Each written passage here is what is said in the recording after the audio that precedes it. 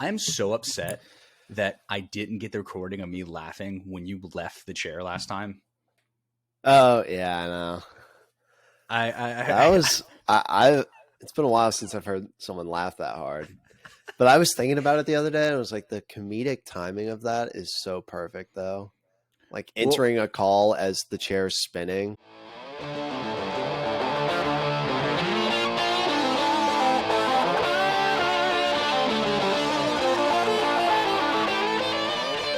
All right, because it is episode 52, which kind of marks the date of doing this podcast, not necessarily for a year because I started at a different time, but I've done 52 episodes, which is like by week. It's kind of a year.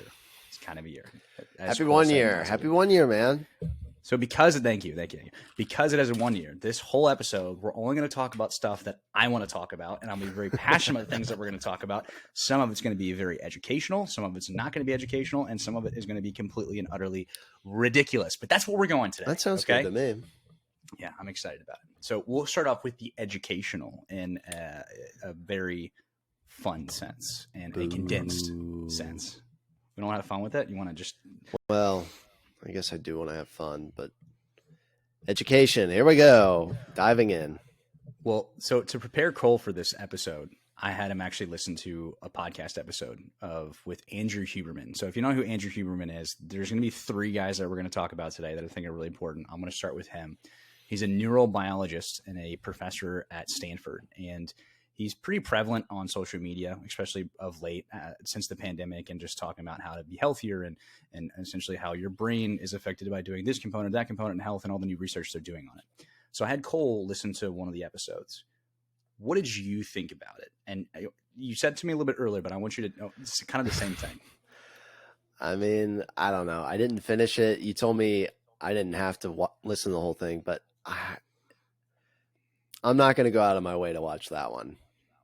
Okay.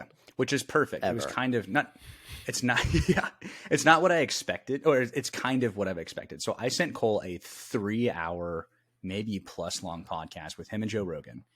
And in hindsight, actually, I'm sorry, I actually kind of sent you the wrong one. It was the more boring one in comparison, but that's okay. It kind of worked out in my favor. Yeah. And I was like, I don't think he's going to listen to all of it, but if he does, he does it. If he doesn't, he doesn't.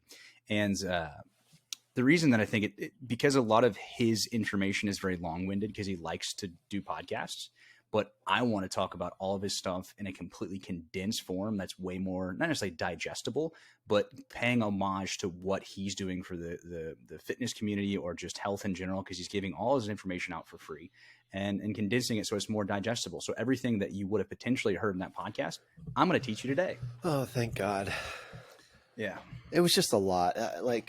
I could tell that it was good information, but it was just so many terms were being thrown around that I don't know if I'm like that interested in it.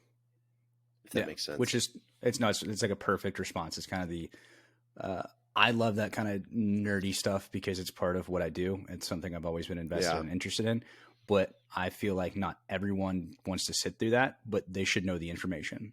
So there's going to be three people we're going to talk about, or I'm going to talk about, and Cole's just going to be along for the ride and ask questions and hopefully have his mind blown on a couple of these things. And the three of them are, because they're kind of connected, they kind of work together a little bit as well. So Andrew Huberman, we already talked about. We'll delve into stuff in a second. The second person is arguably my favorite of the three because of where his research is going into as far as reversing aging and anti-aging and the scope of where that's going to go in the future. His name is Dr. David Sinclair. He's a doctor and a professor at Harvard, and he has his own lab, and he does a bunch of stuff with anti-aging. And then the third person is Matthew Walker, who is I don't know exactly, I probably should have looked at what he exactly is, but he's a sleep expert, I guess is the best way to put it. And these guys kind of work together on getting more information and new information out and research on all of these topics about health. Are you ready, Cole? Yes. Sorry, I'm pretty amped up. Cole and I were filming this morning for an hour and 15 minutes, and we got some good shots for a new YouTube series I'm going to be starting, and that was fun. And Cole, it was cool. I just kind of stood there, and you worked out for about an hour and a half. So you were the cameraman. Okay, Andrew Huberman. One of the first components about him and what he talks about as far as health goes. And this is the beginning of your day. Every single cell in your system, and I want to preface this before I start, I'm not an expert on any of this stuff. This is me basically digesting what I've heard them say and then spilling it back out. I'm not maybe going to be 100% accurate on some of the terminology, and I'm not going to get boring on the terminology, but I think I'm relatively going to be accurate on the point that they're trying to get across. And the point that I'm trying to get across by telling you these points is I think you should spend time in listening to some of the stuff that they put out as well. Okay? Okay.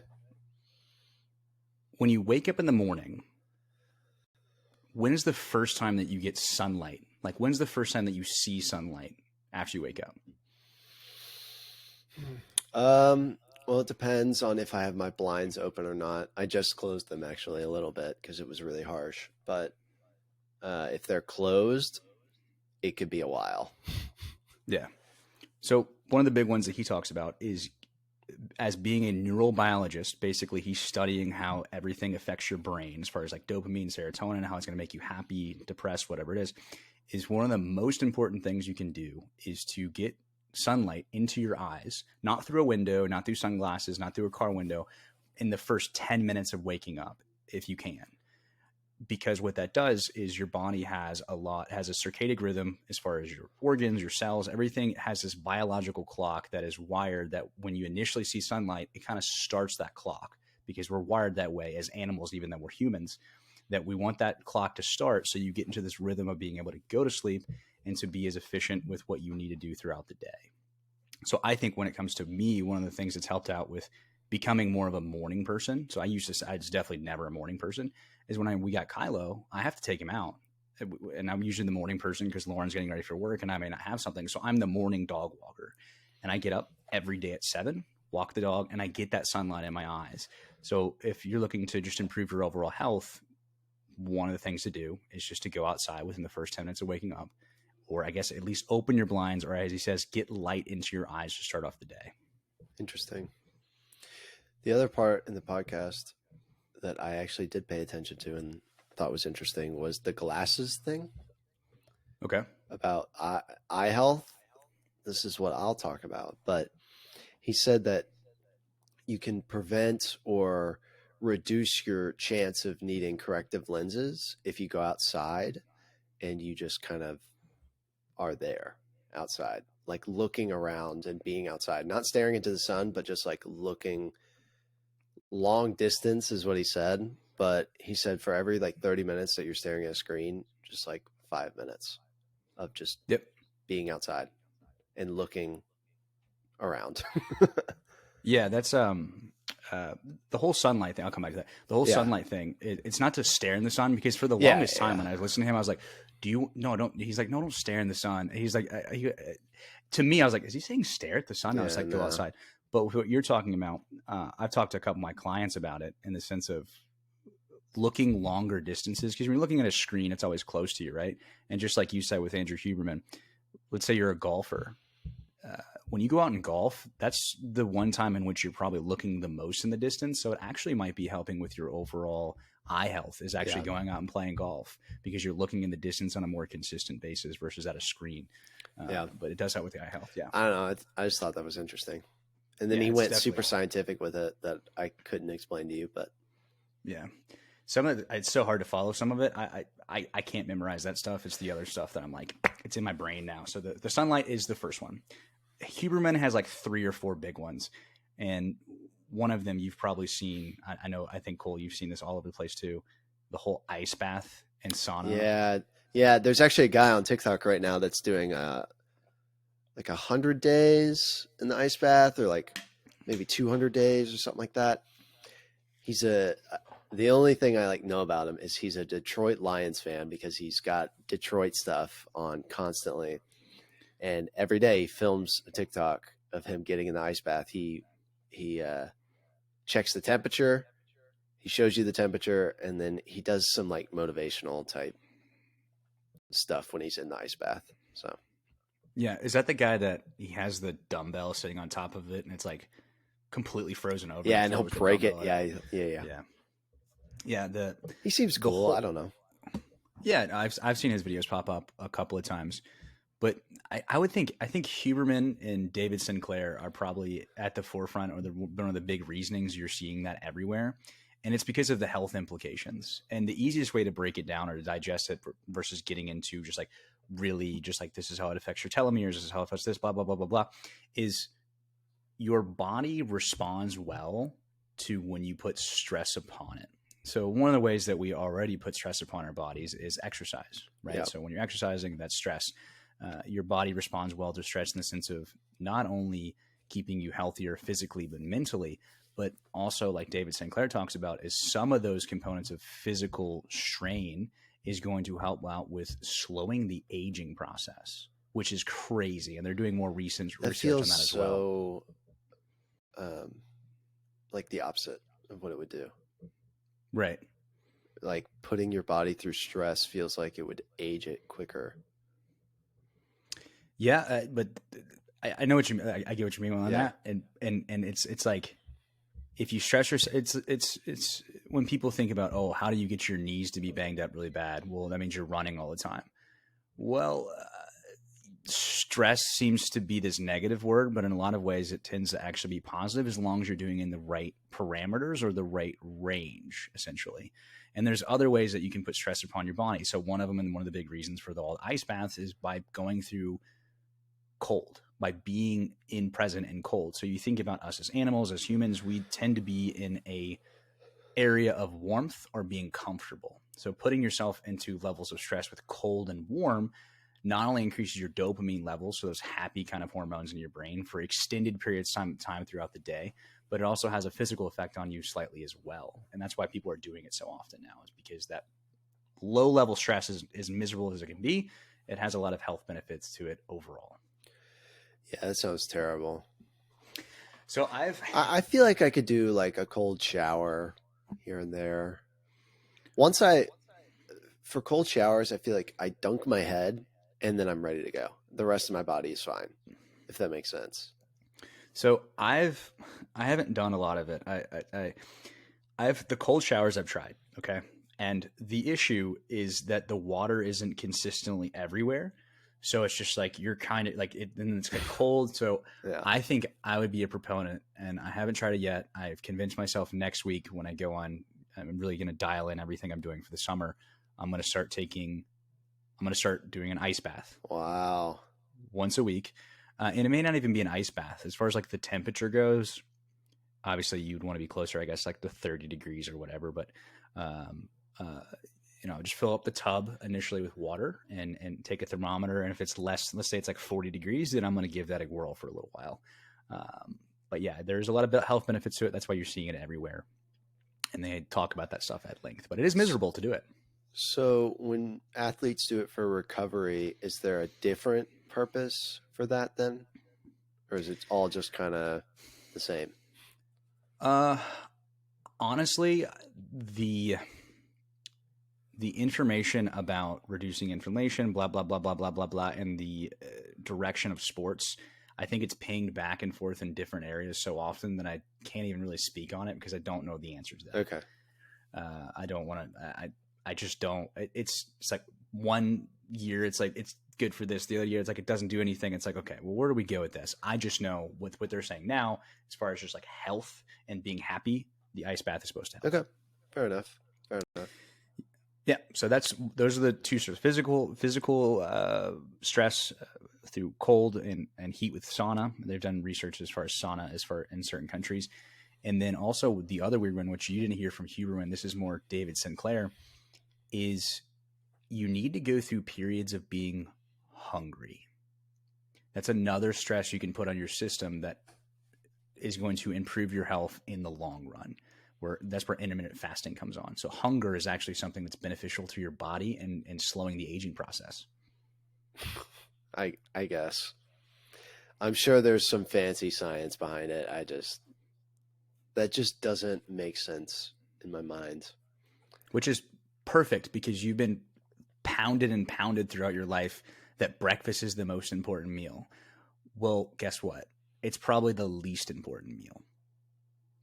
According to new research, is breakfast is not the most important meal, especially for someone that's not growing still. Let's say someone in the ages like 20, like us. We'll say us, for example. Yeah.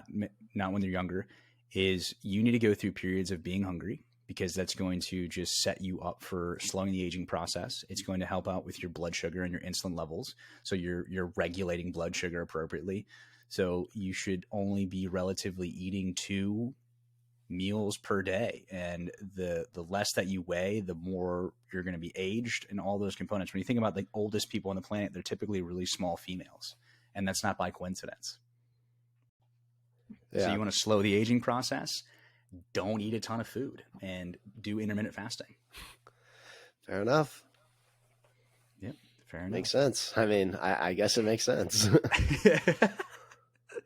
Okay, and then let's see, those two. We've done aging, we've done cold, we've done as far as physical. We'll do the physical component of it, and then we're going to go to Matthew Walker, and then we're going to come off the teachy, coachy stuff. But if you find this stuff interesting, it's game changing. It's going to be the future where we're like people wearing biomarkers as far as like sleep goes and activity level.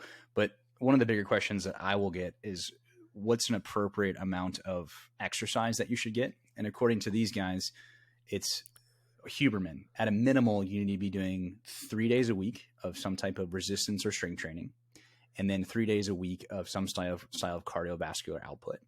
And one of those days, as far as the cardio goes, can just be like a long walk, a hike, whatever. Another day needs to be something a little more medium intensity, where you're doing a jog, going on a treadmill, or getting on a Stairmaster. And then the third day, which I love that he says this, is that you should go out and sprint.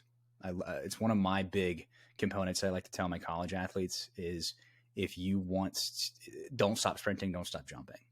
And the amount of sprints that he says is exactly kind of what I've said. And it's not because he said it, it's because it just felt like that's the appropriate response. Is anywhere between 5 and 10 sprints is all you're going to need to do to stay in that benefit of doing a sprint, which I did like 50 sprints this morning. Many sprints today. You did so many, dude. I guess you're right about the sprinting. I don't know. When's the last time you sprint? I should have had you sprint today. You should. Well, that's what I said. I said I'll do it. I guess. But I don't want you to pull a hamstring or something. You never know, dude. I mean, it's not even a joke. It's not has nothing to do with you physically. It's just that if someone hasn't sprinted in a long period of time, or I don't know their running mechanics, the risk of you popping a hamstring, especially if you go high intensity, I guarantee it's not good. Yeah, don't stop sprinting. And then if you are afraid to sprint, maybe come and I will teach you how to sprint, and then you won't have to worry about pulling a hamstring, because a lot of the reasons that hamstrings get pulled is because of bad mechanics. It's actually not because of physical weakness. It's mechanics of movement. Yeah. That's interesting. All right, last bout I've got on the whole healthy stuff. Matthew Walker. I don't know if he's a doctor. I'm sorry, I should look up his stuff. Matthew Walker is a sleep scientist. We've done a whole episode on his podcast. It was with Karina, I guess, I don't know, episode something. I could look it up, but I'm not going to. You can just scroll down. It'll be right there on sleep. And just overall, the importance of all of this stuff together. You need to make sure you're getting an appropriate amount of sleep. And I really like Huberman's response to sleep. 80% of the time, you need to be getting enough sleep, between 7 and 9 hours. It affects everything you do, your mental clarity, your ability to recover, your metabolism. Sleep is such an important part of your life, of your lifestyle, whatever you're doing. And the other 20%, hopefully you're doing something fun when you're not getting enough amount of sleep, is what he says. And I really respect that kind of response and down to earth, just knowledge, I guess, is what we're going to say. All right, Cole, did you learn something today? I think so. Well, I was going to say, on that one podcast you had me listen to, they talked about sleep a little bit, but they talked about how your body temperature kind of determines, like, for lack of a better term, how tired you feel or how awake you are. Mm-hmm. And basically, like, when you wake up, it's because your body temperature is warming. And when you're like sleepy or ready to go to sleep, your body gets colder. Yep. So, is that right? This is So this that is was how so much weird to me. This is how much I've listened to these guys, and how much, like, I know exactly the part you're talking about, and I'm going to go into it a little bit. And I really enjoy all this information. Again, not saying I'm an expert, but what they're talking about in that situation is when it comes to falling asleep, your body temperature needs to drop by 1 to 2 degrees. That's going to help you fall asleep. So when it comes to the temperature of the room, it is going to affect your ability to sleep better. You want it to be cold in the room. It's going to help you sleep better as far as it covers, because your temperature needs to drop. When your temperature drops, that's when you go to sleep. And then as you come around and waking up, your temperature will start to rise, and then you will wake up. And that's kind of not necessarily your circadian rhythm, but that's kind of your sleep process. And that's why when it comes to sleep health, you have to look at, okay, what's my room? Is it dark? Is it cold? Do I have too much cover on? You have to get your temperature down. And another way to help regulate this is, and this is actually going to also seem backwards, is you want to take a warm shower about an hour or so before you're going to go to sleep. You raise up not your internal temperature, your skin temperature, your external temperature. So then it'll eventually, when you go to lay down and go to sleep, it'll plummet quicker. So you'll go to sleep faster by taking a warm shower before you go to bed. Because your body is trying to cool itself from the warm shower. If you did the opposite and took a really cold shower, then it's going to try to warm itself, and then you're not going to be able to go to sleep as well. Yeah. These aren't even out of notes. This is all in my brain, Cole. That's pretty wild. I guess you're smart. Yeah, I love it. I just love the information. So it's when you love something, you just kind of digest it, and I love implementing it and utilizing it. And I always daydream about getting on someone else's podcast and being able to talk to them about this stuff, and then have them ask me questions like I'm the expert on something. And so it goes, yeah.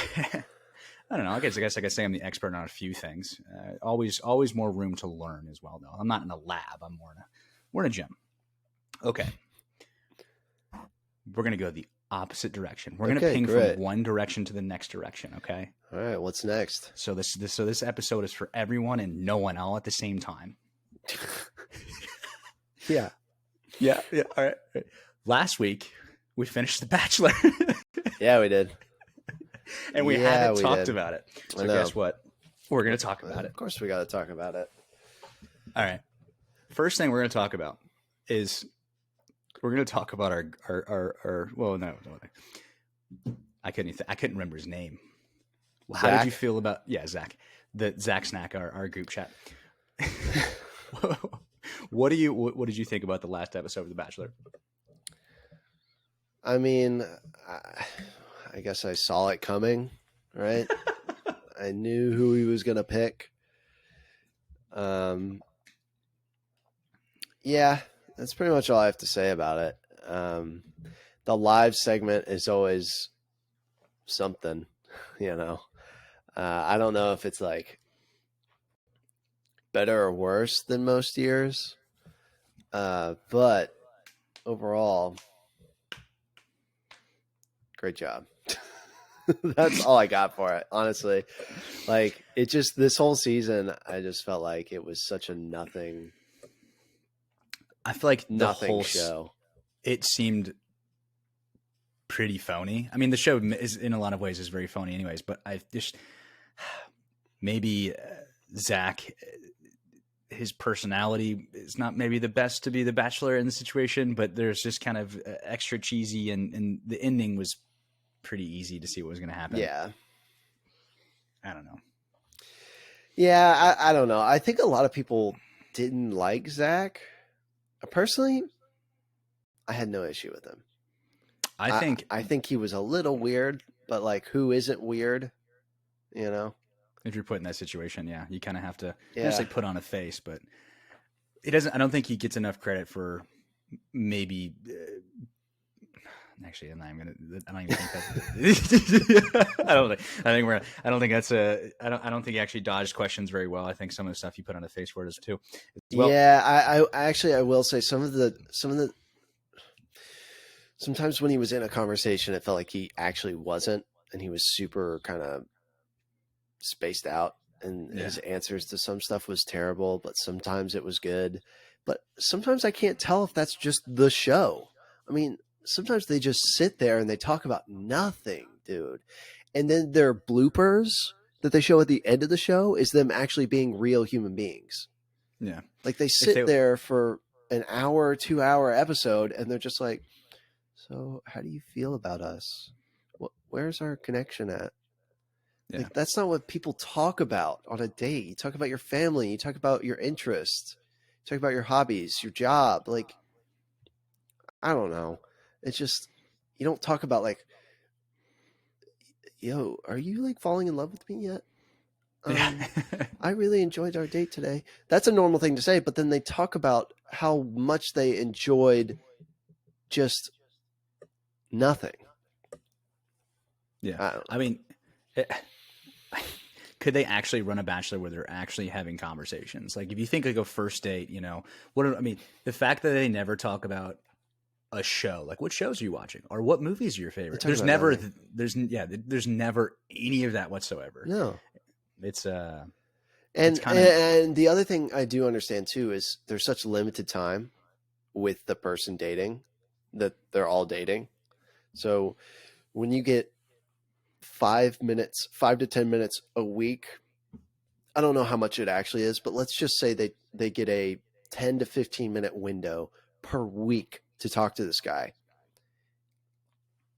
You kind of do have to hit the important points.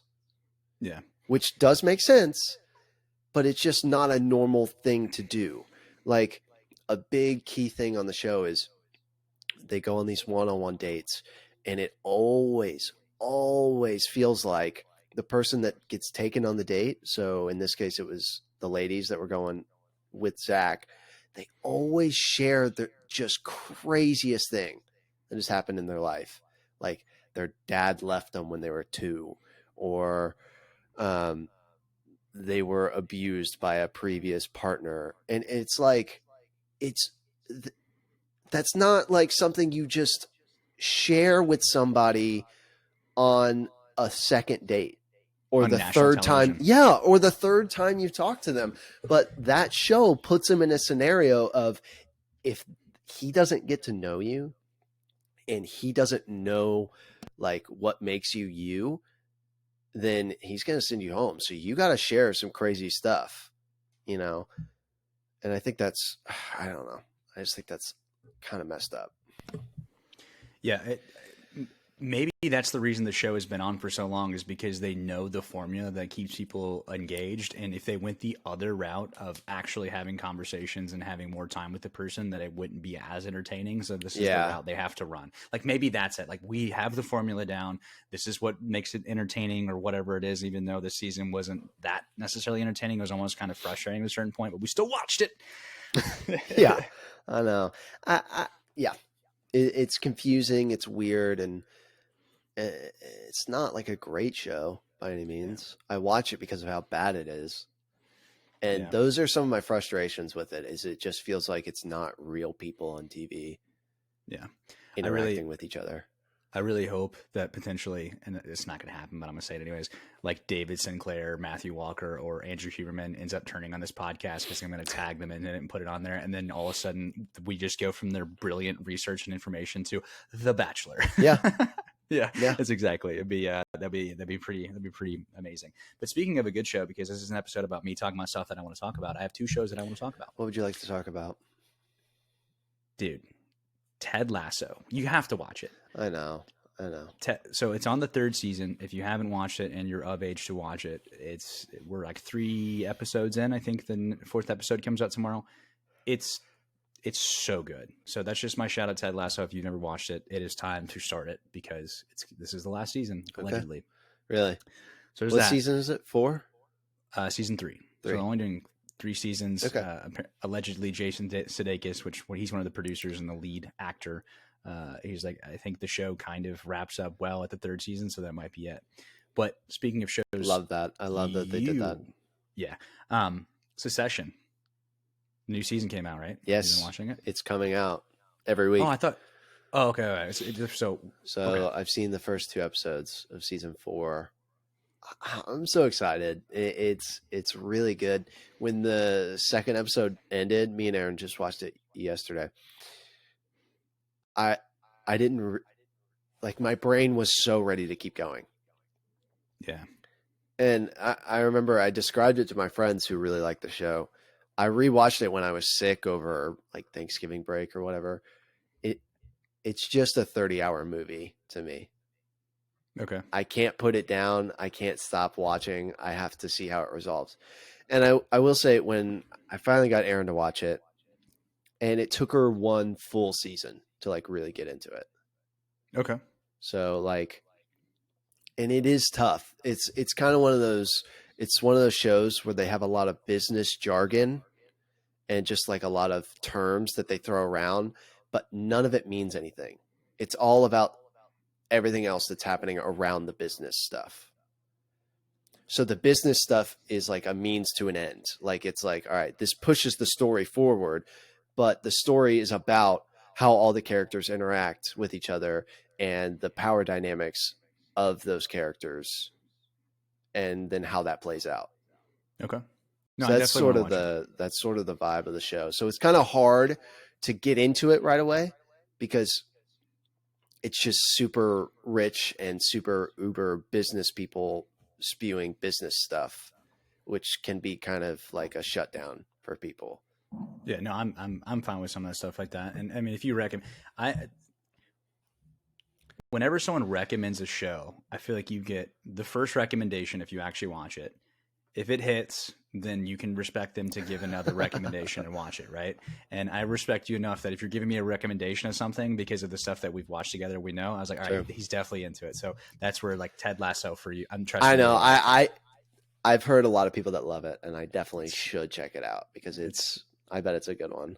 It's a feel good show. Yeah, it's really good. But I want to watch this session. I don't know if Lauren at this point wants to watch it, so it might be my next show. I haven't really been. I usually like when I eat lunch, I'll watch YouTube. But lately, I've either been watching Community, but I've dived back into Drive to Survive, the Formula One documentary kind of docuseries. And dude, I'm almost obsessed. I told Lauren yesterday, I was like, I'm potentially thinking about every Saturday or Sunday when there's a race, I kind of want to start watching. You're going to watch the races. I might watch sports. You're going to be a sports person soon. I was like, Lauren, I want you to watch at least an episode or two because she's seen me watching it and kind of listened and watched it over my shoulder a little bit. And she seems interested. I was like, I want you to watch 1 or 2 episodes and I want you to tell me who is my favorite team and who is my least favorite team, because I without a doubt have a favorite team. Yeah. And I without a doubt have a least favorite team and a least favorite driver, which I'm not going to spell on this. I want Lauren to figure out who it is. And maybe if you watch it, you'll also have the same feeling, or she won't. I don't know. I really like one of the teams and I don't like, not that like that's important. So it kind of fuels my interest. So is it a real show? Like, is it a documentary type or? So essentially this is season 5.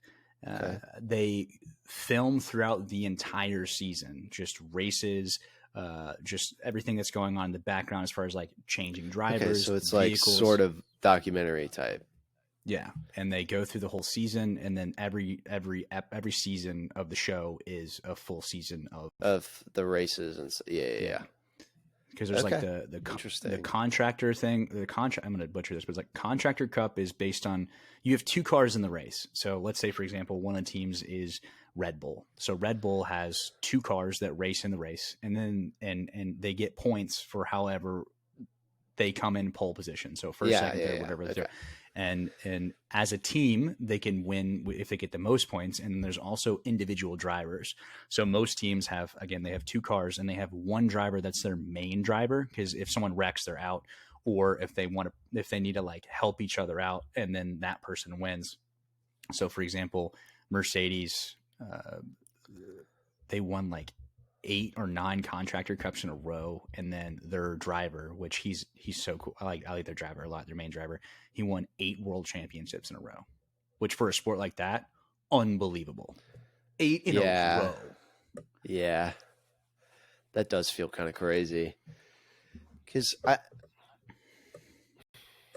I've always been interested in how reliant are you on the car versus the driver. Like, what is the percentage of like driver skill and driver knowledge versus just physical, mechanical, like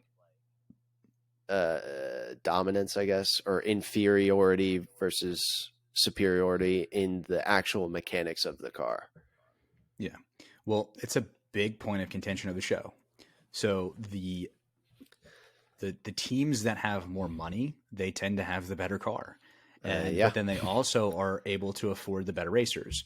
So if you are racing for like Mercedes, Red Bull, Ferrari, or McLaren or Alpine, kind of like the top five teams, you're going to be in contention to winning. But there's other lower level teams like AlphaTauri or Haas. There's other teams that they just don't have as much funding, and the drivers know that there's no way they're ever going to be able to compete for a championship. So their objective at that point as a driver is to do the best they can with the car that they have, and then later on potentially get picked up by a better team so that they can actually win.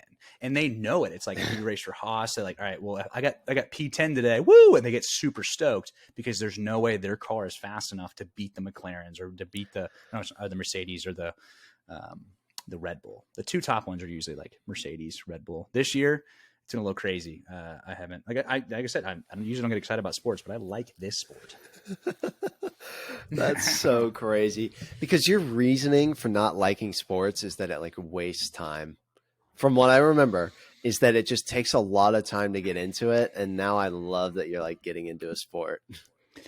It may be because the docuseries does chop it up a little bit, and I wouldn't watch a race every weekend, but when it gets later on in the season, knowing like who's in the point lead or whatever, those races get super intense, and those guys are going at each other. Yeah, dude. That's how the NBA is right now. The playoff race is insane right now. What's going on in the NBA? There's a lot, man. I mean, the biggest story right now is probably the Dallas Mavericks, because they made a huge trade at the deadline, and then it hasn't been working out at all. Who'd they trade? So they have a superstar named Luka Doncic. Okay. You might have heard that name. Yeah. Yeah. So they traded a couple of their role players and a few picks for a player, Kyrie Irving, which is kind of a controversial kind of guy, but he's a little older too, isn't he? He's like 32. I mean, he's not like insanely old, but he's sort of older, I guess. And he's a superstar, man. Absolutely just stud. But the problem is they traded away kind of their best defenders. And so their defense has been the worst in the league. And so they've been losing, and they're out of the playoff race right now completely. And it's been just like a huge kind of shock, but also not really. Why did they trade? They traded because their team wasn't that great in the first place. Like, they knew they didn't have title contentions with the current roster. So they traded because they wanted a second superstar. Because the big thing in the NBA is it's kind of super teams, and then you have to surround those teams with like good quality players, which on the surface you're like, yeah, duh, that makes sense. But the last 15 years has been dominated by, or not 15, probably 10, has been dominated by the era of the super team, right? Even though super teams have always existed in the NBA, but like when LeBron went to Miami, you remember him being like, I'm taking my talents to South Beach. Yeah. You remember that big thing? Yeah. When he went to Miami, he teamed up with Chris Bosh and Dwayne Wade, which is like the super team of this era. Even though there's always been super teams, but that sort of jump started this era of like, oh, you need multiple superstars in order to win a championship. And then the Warriors come along and just dominate. I mean, absolutely dominate the league. And then Kevin Durant, have you heard that name? Isn't he like, one of my athletes said, I was like, who's the best in the league right now? And they said Kevin Durant. How true is that? I personally don't think so, but he is kind of one of the most dominant players of all time. And it's because of his build. So he's a 6'11", spider monkey. Pretty much. I mean, just quick and springy. Yeah. And his jumper is unstoppable. I mean, he's basically a center that has a jumper and can handle the ball. Yeah, he's like a ladder that can shoot a ball that no one can even reach. And so he's like really dominant in that way. He left his team to join the Warriors when the Warriors were already the best team. And this was a while ago, but I'm just saying we're in this era that every team thinks that they need like multiple stars in order to win, which is kind of true. Yeah. So that's why stars out there. That's why the Mavericks brought in Kyrie and it didn't work out, and it hasn't been working. Who's like in the top of like the playoffs right now? Like so who's in the lead? The Bucks are probably going to win. It's the Bucks and the Celtics from the East. And then from the West, it's kind of like a wasteland of like, there's so many teams that could win. Big one is the Suns, which Kevin Durant went to. The other one is sort of the Nuggets. And then the Lakers are like this dark horse that everyone thinks is going to come out of nowhere, which maybe. I mean, you got LeBron. LeBron is there. You got LeBron, and you have a healthy Anthony Davis, which could lead to success. They've been very successful when both of them are on the court with this new cast of I almost said characters, but teammates. Characters, bro. Dude, they're superstars. They are almost characters, right? I know, man. But anyways, yeah, so that's the NBA. People say that the NBA doesn't even matter. Like, all of the other games don't matter until after the All-Star break. Why is that? Just because, like, it's hard to explain, but just most teams just kind of go out there. If they win, they win. If they lose, they lose. They just don't care. And then after the All-Star break, there's about 20 to 25 games left in the season. And people are like, oh, this is when we should actually play hard and, like, try and earn a spot into the playoffs. They're all very just like, weird. All right. They're all just like, all right, we don't want to play hard for the first couple of games, so we're not all banged up for later on in the season. So let's just kind of take this at 75%. Which, I mean, I get it, I guess. You know, if you can get a playoff spot in the last 20 games, why would you play hard in the beginning? It's sort of like baseball, too. That baseball is 162 games. When are they going to ever just drop that? Like, I don't know, man. I don't think you need 162 games to determine who the best team is. I don't think you do, you know? Yeah, it has to be a part of it. Has to be just like, all right, filling up the stadiums this amount of time. Exactly. Whatever That's what it is. It's ticket sales. You need to, like, if the more games you have, theoretically, the more tickets you sell in the end. Yeah. Which is crazy. But I will say it's been 162 games for like 80 years. Yeah. But it's none of like 154 to 162. So it's been that many games for a long time. But none of the other sports do that. And they have stadiums or arenas or even more. I mean, they're bigger or I feel like more expensive than the stadiums. Like, so what is, I wonder what such a non-contact sport, I guess. Yeah, I don't know the reasoning behind it. Yeah, it's non-contact, so they don't have to worry. I don't know. It's weird. I mean, that's definitely a factor. Like, you can't play 162 football games in like a year. Yeah, that would be true. Chaos, right? And then basketball is a little more physical. I guess there's so much more movement.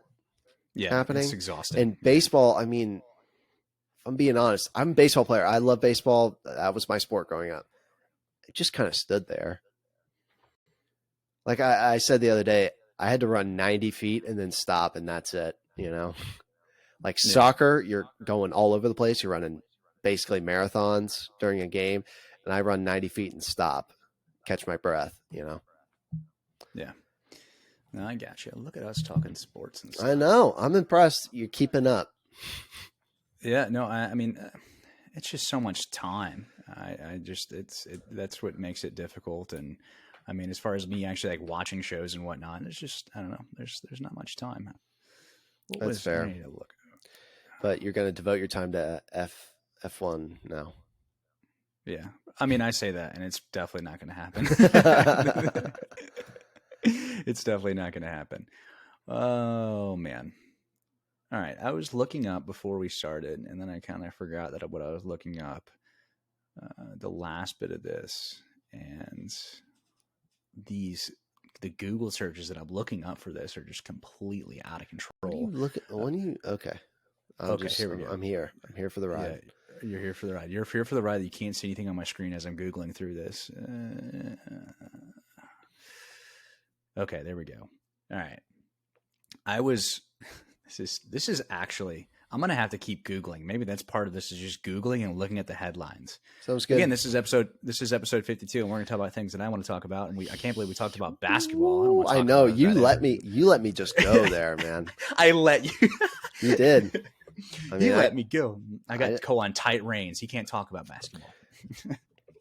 I would talk about basketball for a while. I think I've been getting really into it this year. I wish I watched more of it so I could talk more about it, but that's fine. You don't have to. I do. I know who. I don't know. I don't. It's not that I don't enjoy sports, but okay. So I was. All right, Cole and I this morning we're filming a new YouTube series and did some TikToks. I've just got a ton of editing ahead of me. I just wanted to. This is spring break week for the gym, and I have more free time, so I'm recording as much video that I can to backlog it to use for editing later on. It'll all be coming out soon. Let's talk about the Pokemon cards in your background there. Talk about the Pokemon. What Pokemon cards? Have you seen how it's gotten bigger? Yeah, dude. The past couple of weeks, the pile just keeps getting bigger. You keep sending me Snapchats of just like. First of all, when you send me a Snapchat, I never know what to expect. That's perfect. It's exactly. And what I want it's not like it's not a bad thing by any means. It's a perfect thing, I would say. Like you said. It's beautiful. Like one time it was the Batman filter. The other time it was just Pokemon cards. And then another time you sent me. I like to use Snapchat as just this ridiculous bout of sending nonsense. Like that's what I like to do. I snap maybe 5 people.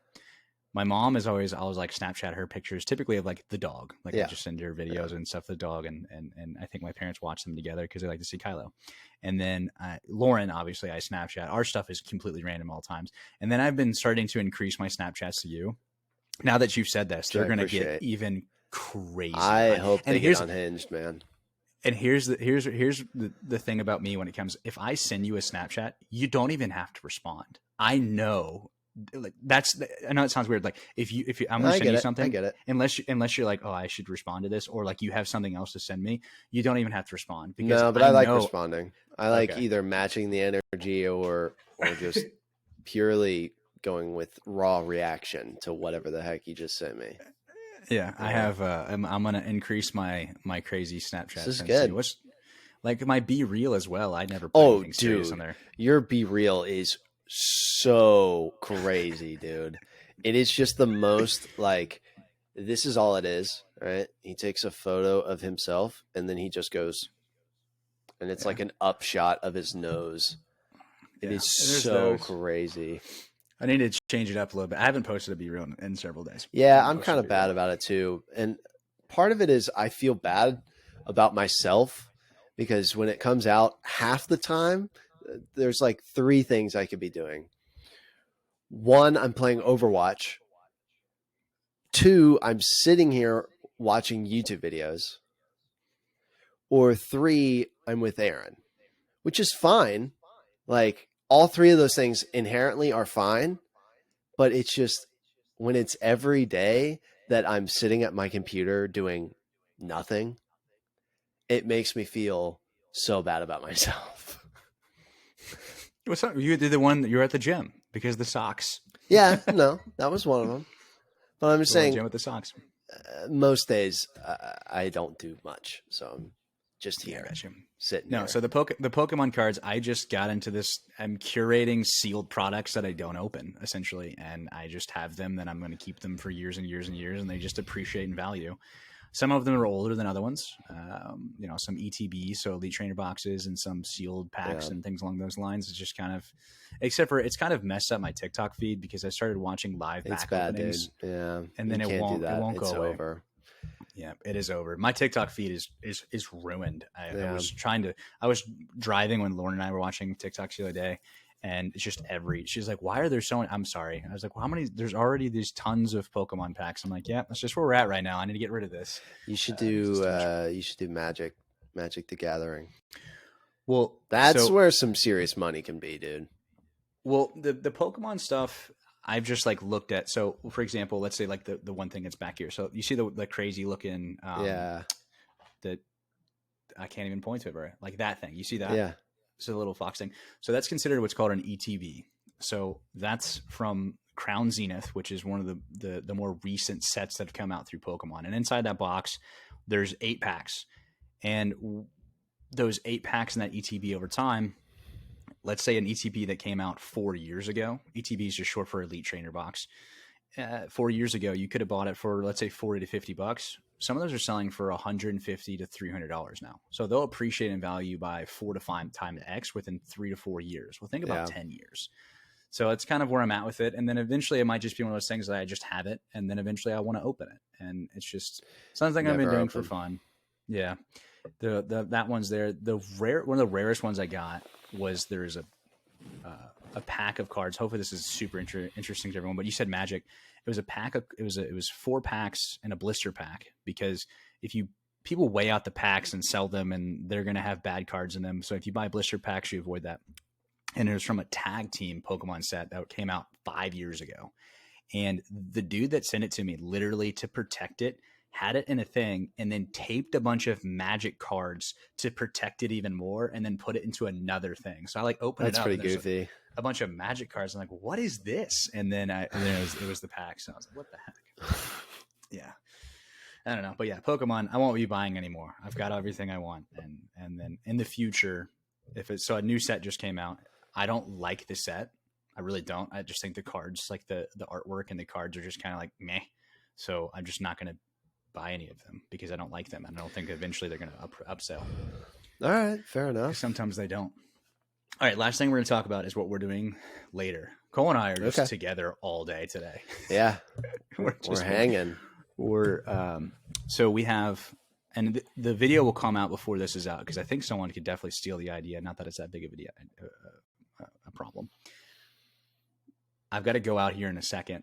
Not a second. I guess I'll go out, and I've got to get 2 or 3 more Prime flavors. And what we're going to do is we're going to have at least 5 of the Prime flavors, and blind try to pick out which one's which, and then also review them. We're going to film the whole thing. I think Lauren and Aaron are doing nails or something, so I don't know if they're going to be involved. They might be, or they're not be. That's fine. And that's going to be, yeah. They can always jump in and just try it for a second. So we're going to film that, and that's going to be one of our first short form content videos for the podcast. Yeah. So it's going to be something a little different. Yeah. And that's kind of Cole's suggestion as far as doing short form content. And I saw someone doing one of those drinking things back in the other day, and there's a Prime in there. I was like, oh, let's do Prime, because then we can. Prime would be good. We got to do another one though with like soda, because I am a master at those. I feel like I would be. I haven't done one yet, but I mean, I'm going to be going to Kroger together later. We could just do both of them. All right, that's fine. We could. I mean, we can do it later on. But the Prime will be perfect, because we can. I haven't seen anyone do just Primes. Yeah. And then also, I have a not necessarily a story, but we'll talk about it on the next episode. Essentially, that's all I'm going to say. And then another thing we're going to film, because I'm on spring break and I'll be home earlier, and it's just easier to film all this stuff in bulk, is we are doing the Chipotle in Qdoba, and proving that Qdoba is incredibly inferior to Chipotle. It might be. I don't know. I'm changing your mind already. I don't know. I'm just saying I like the free queso. Should we? But also, it might just be the most similar tasting thing in the universe to me. So yes. So we talked about it in the last episode, but if you didn't listen to it, Cole's gonna go to Chipotle, and he's gonna pick up the burrito that I typically order and the burrito he typically orders, and then I'm going to Qdoba doing the same thing, and then we're gonna half it and then just kind of do a review and eat it. And I also think at Qdoba, I'm probably going to go ahead and get an order of chips and queso, if that's okay with you. That sounds fantastic. And then we're just going to have burritos to eat. And that's going to be our first 2 short form content videos for the podcast. I think we should get some Gatorade too, to put next to the Prime. You know what I mean? Okay. That's perfect. I'll do. Because I think if it's just Prime flavors, we'll more than likely be able to like pick it out. But like if you throw in like a Gatorade or a Powerade or something like that too. Ooh, okay. So it'll have to be, Lauren's going to have to kind of set it up. And then, so I don't know. Yeah. I know what you mean. Okay, and we can do I'll get some Gatorades too. Yeah, because I feel like then we'd have to figure out like which one's the Gatorade, which one's the Prime, and then what flavor they all are too. I think I'm going to be really good at this. You better be. You make me want to do the Cokes now, but if we do, dude, I'm telling you, the Cokes are crazy. Like Coke Zero, Diet Coke, regular Coke, Pepsi, Diet Pepsi. Like there's so many you could do, and people are bad at them. And I feel like I would be good. All right, give me some.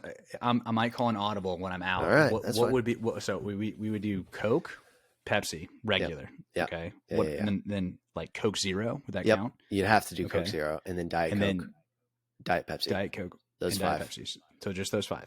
Yeah. Okay. You could also do like RC Cola though if you want to exchange one of them. Okay. Or something like that, like a more generic cola. Okay. So I might call an audible and buy a bunch of Cokes too, and then we'll do it. All right, it's just a lot of shit. Oh yeah, well, oh no, he said it. No, it's fine. It's when it's just like we did earlier. When you bulk film stuff, it's just like you can knock it out versus like setting it up and having to do it again. So if you can just bulk film it, then bulk film it. We might have to give you like a change of clothes so you're not wearing the same thing in each one. It doesn't matter. Nah, you need to bring a change of clothes over. I mean, I'm gonna change clothes before I'm gonna work out. I think I'm gonna work out. We'll see. Yeah, you are. All right, you got a lesson at 2. It's almost 2, so that is going to be that's it. Episode 52 in the books. Woo! Welcome to the podcast. We forgot to do that, so I figured I'd do it at the end. All right, bye. What did you say?